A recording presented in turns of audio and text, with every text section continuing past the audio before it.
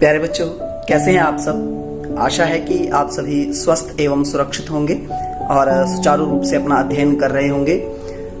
इस वर्ष जो हमारी संस्कृत की पाठ्य पुस्तक है, इस पाठ्य पुस्तक में थोड़ा परिवर्तन है। इस वर्ष जो हमारी संस्कृत की पाठ्य पुस्तक लगी है उसका नाम है शारदा संस्कृतम, जिसका कि ये ऊपर चित्र दिया गया है, शारदा संस्कृतम। आज की वीडियो में हम इस हमारी संस्कृत की पाठ्य पुस्तक शारदा संस्कृतम के अंतर्गत हम अपने पहले पाठ को पढ़ेंगे। ये बगल में चित्र दिया हुआ है इसका, इस चित्र को आप देख लेंगे। हमारा जो पहला पाठ है, हमारे पहले पाठ का नाम है सुभाषितामृतम। क्या नाम है हमारे पाठ का? सुभाषितामृतम। तो सबसे पहले हम इस पाठ, जो हमारा ये जो पाठ का नाम है, इसके अर्थ को जान लेते हैं। सबसे पहले हम इसका संधि विच्छेद करेंगे तो क्या बनेगा? सुभाषित अग्रे अमृतम। सुभाषित प्लस अमृतम क्या बन जाएगा? सुभाषितामृतम। ठीक है, सुभाषित, सु अग्रे भाषित, सु अर्थात सुंदर, भाषित अर्थात कहा गया, अमृतम अर्थात अमृत। तो इस प्रकार से मतलब सुंदर अमृत रूपी जो कहे गए वचन हैं उनके विषय में हम अपने आज इस पाठ में पढ़ेंगे। तो आइए सबसे पहले देखते हैं हमारा ये जो पाठ है, इसके अंतर्गत हमारे पास 6 श्लोक हैं। जिन श्लोकों के अंतर्गत हम सबसे पहले आज हम पढ़ेंगे अपना पहले 3 श्लोकों के बारे में हम इस वीडियो में पढ़ेंगे और अगले 3 श्लोकों के विषय में हम अगले वीडियो में पढ़ेंगे। तो आइए देखते हैं हम अपना पहला श्लोक। तो हमारा पहला श्लोक है, पुस्तकस्था तो या विद्या परहस्त गतम धनम कार्यकाले समुत्पन्ने न सा विद्या न तद्धनम। समझ गए? एक बार इसका हम क्या करेंगे कि सस्वर वाचन करेंगे। सस्वर वाचन अर्थात हम इसको लय के साथ पढ़ेंगे। पुस्तकस्था तु या विद्या परहस्त गतम धनम कार्यकाले समुत्पन्ने न सा विद्या न तद्धनम। ये इसका सस्वर वाचन अर्थात इसी छंद में हम इसी लय में इसका पाठ करेंगे। तो आइए अब हम इसके अर्थ को देख लेते हैं। तो इसमें पहला पद है पुस्तकस्था। क्या दिया हुआ पहला पद? पुस्तकस्था। पुस्तकः पुस्तक स्था, पुस्तक अर्थात पुस्तक, स्था अर्थात स्थित। तो पुस्तकस्था का अर्थ क्या हुआ? पुस्तक में स्थित। पुस्तकस्था तु या अर्थात जो, या अर्थात जो, विद्या, विद्या अर्थात ज्ञान, नॉलेज।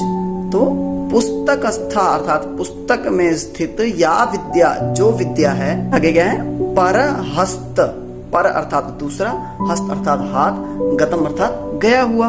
तो पर हस्त गतम, पर अर्थात दूसरे, हस्त अर्थात हाथ में, गतम अर्थात गया हुआ। तो दूसरे के हाथ में गया हुआ धनम, धनम अर्थात धन। समझ गए? तो इस पूरी पंक्ति का अर्थ क्या हुआ? पहले हमारी पूरी पंक्ति का अर्थ क्या हुआ कि पुस्तक में स्थित जो विद्या है वह पर हस्त गतम धनम, दूसरे के हाथ में गया हुआ धन। ठीक है, अगली पंक्ति में क्या कहता है? कार्य काले, कार्य अर्थात काम के समय, समुत्पन्ने अर्थात सम्मुख उत्पन्न होना मतलब उपस्थित होना। यदि कार्य सम्मुख उपस्थित हो जाए तो उस समय न सा विद्या, न अर्थात नहीं, सा अर्थात वह, विद्या अर्थात विद्या, न अर्थात नहीं, तत् धनम। इसका संधि विच्छेद क्या होगा? तत् अग्रे धनम, तत् अर्थात वह, धनम अर्थात धन। समझ गए? तो क्या है? कार्य काले समुत्पन्ने अर्थात कार्य के सम्मुख उपस्थित होने पर न सा विद्या, न तो वह विद्या काम आती है जो पुस्तक में रखी हुई है, न तद्धनम, ना ही वह धन काम आता है जो कि दूसरे व्यक्ति के हाथ में है। समझ गए? तो पूरे श्लोक का अर्थ क्या हुआ कि पुस्तक में स्थित विद्या, दूसरे के हाथ में गया हुआ धन, कार्य के सम्मुख उपस्थित होने पर ना तो वह विद्या काम आती है और ना ही वह धन काम आता है। समझ गए? तो ये हो गया हमारे पहले श्लोक का अर्थ। समझ गए? चलिए अब हम देखते हैं हमारा दूसरा श्लोक। तो हमारा जो दूसरा श्लोक है वह क्या है? आलस्यम ही मनुष्याणाम शरीरस्थो महान रिपुः नास्त्युद्यम समो बंधुः कृत्वा यम नावसीदति।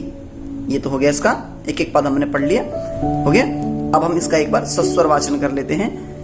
आलस्यम हि मनुष्याणाम शरीरस्थो महान् रिपुः नास्त्युद्यम समो बन्धुः कृत्वा यं नावसीदति। समझ गए? ये इसी छंद में हम इसको गाएंगे। तो चलिए अब हम देखते हैं इसके अर्थ को। तो पहला पद क्या है? आलस्यम। आलस्यम अर्थात लेजीनेस, ठीक है ना, आलस्य इसको कहते हैं। आलस्य ही अर्थात अवश्य ही, आलस्य मनुष्याणाम, बालकस्य, बाल का नाम पढ़ा था ना पिछली क्लास में, अर्थात षष्ठी विभक्ति बहुवचनांत पद है। षष्ठी विभक्ति का चिन्ह क्या है? का, के, की। तो इस अर्थ में क्या होगा? मनुष्यों का, ठीक है। तो आलस्यम अर्थात आलस्य, मनुष्याणाम अर्थात मनुष्यों का, शरीरस्थो दिया हुआ ना, शरीरस्थ। पिछले जो श्लोक था हमने उसमें पढ़ा था ना, पुस्तकस्था। तो पुस्तकस्था का अर्थ क्या था? पुस्तक में स्थित। ऐसे ही यहाँ पर क्या आ जाएगा? शरीरस्थ अर्थात शरीर में स्थित, ठीक है। आलस्य मनुष्यों के शरीर में स्थित, महान अर्थात बहुत बड़ा, रिपु, रिपु कहते हैं शत्रु को। किसको कहते हैं? शत्रु को। तो शरीरस्थो महान रिपु अर्थात शरीर में स्थित सबसे बड़ा शत्रु होता है। समझ गए पहली पंक्ति का अर्थ कि आलस्य मनुष्य के शरीर में स्थित सबसे बड़ा शत्रु होता है। समझ गए? चलिए अब दूसरी पंक्ति में क्या कहता है कि नास्त्युद्यम समो बंधु। पहले हम नास्त्युद्यम समो, यह जो पद है इसका संधि विच्छेद कर लेते हैं। क्या हो जाएगा? न अग्रे अस्ति अग्रे उद्यम समः। न अर्थात नहीं, अस्ति अर्थात है, उद्यम सम, उद्यम अर्थात परिश्रम, सम अर्थात समान। तो परिश्रम के समान नहीं है। बंधु, आगे क्या दे रखा है? बंधु, बंधु अर्थात बंधु, मित्र, सखा, कुछ भी कह सकते हैं। तो बांधव, ठीक है, भाई, कुछ भी कह सकते हैं। तो न अस्ति उद्यम समो बंधु अर्थात उद्यम परिश्रम के समान हमारा कोई बंधु नहीं है। समझ गए? कृत्वा यम, यम अर्थात जिसको, कृत्वा, कृत्वा अर्थात करके, नावसीदति, इस पद का फिर हम क्या करेंगे? संधि विच्छेद। न अग्रे अवसीदति, न अर्थात नहीं, अवसीदति अर्थात होना मतलब दुखी होना। तो न अवसीदति अर्थात दुखी नहीं होता है। समझ गए? तो क्या हो गया इसका अर्थ कि उद्यम के समान, परिश्रम के समान दूसरा कोई बंधु नहीं है, जिसको कि करने से मनुष्य कभी भी दुखी नहीं होता है, हमेशा प्रसन्न रहता है। अर्थात परिश्रमी जो व्यक्ति होगा वह हमेशा क्या होता है? प्रसन्न रहता है। ठीक है, चलिए ये हो गया हमारा दूसरा श्लोक।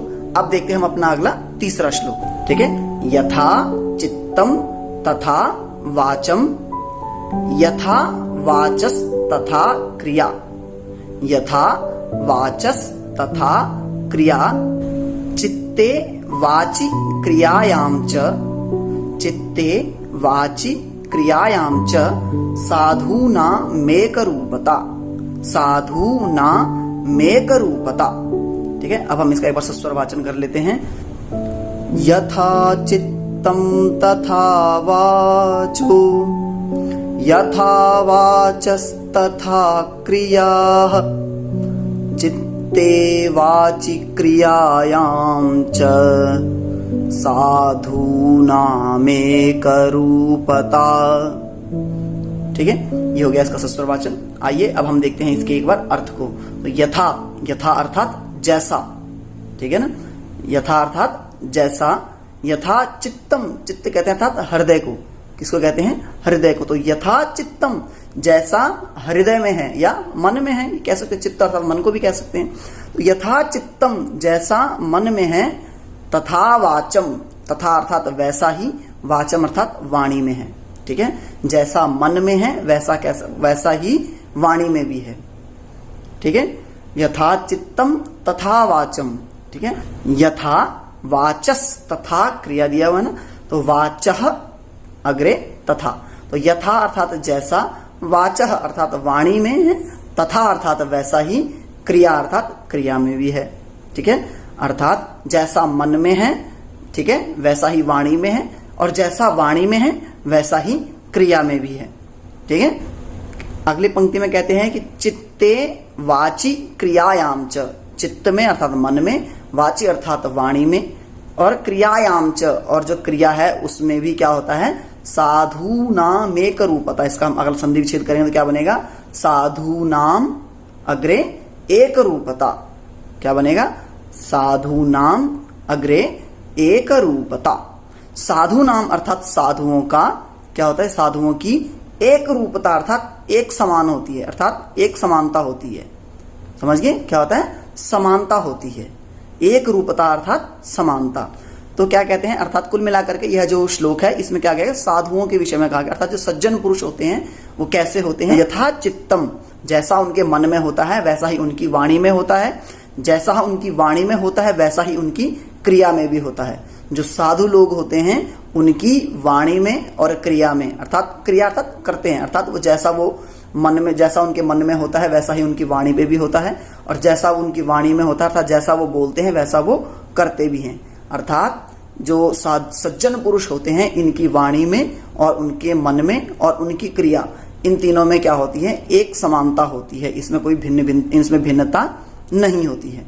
समझिए, तो इसमें क्या बताया, सज्जन पुरुष का लक्षण बताया गया है। सज्जन पुरुष कैसे होते हैं कि जिनकी वाणी में, मन में और क्या होता है, क्रिया में कोई भी अंतर नहीं होता है। ऐसे व्यक्ति कौन होते हैं, वही पुरुष सज्जन पुरुष कहलाते हैं, वह सज्जन होते हैं। चलिए, ये पढ़ लिए हमने अपने तीनों श्लोक। आज की वीडियो में सिर्फ इतना ही। अगली वीडियो में हम पढ़ेंगे अपने अगले जो 3 श्लोक हैं उनके भावार्थ को, और हम इसका पाठ का अभ्यास के प्रश्न उत्तर देखेंगे। तो इसको आप, इसके अलग से आपको PDF भी भेज दूंगा मैं। तो आपने इन तीनों श्लोकों का अर्थ अपनी कॉपी में लिखना है और इसको याद करना है, और सस्वर वाचन के साथ, जैसा मैंने यहाँ पे सस्वर वाचन किया है इसी छंद में आपने इसको सस्वर वाचन के सहित आपने इसको याद करना है।